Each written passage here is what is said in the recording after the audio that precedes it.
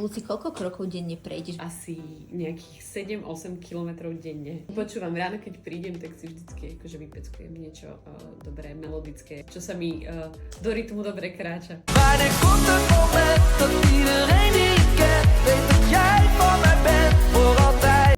Ja neviem, mňa rozmaznala asi mamka a východniarské jedlá a pyrohy to nemajú. Podľa mňa aj, že 300 a viac.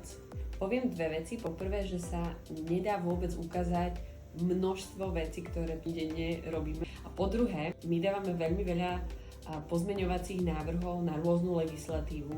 To znamená, že ako keby trochu upravujeme legislatívu tak, aby bola ešte výhodnejšia pre východné Slovensko, pre náš priemysel, pre našu prírodu. A v tomto sme my veľmi aktívni a veľmi na to dbáme, aby sme ešte viac priblížili tú legislatívu Slovákom a Slovenkám.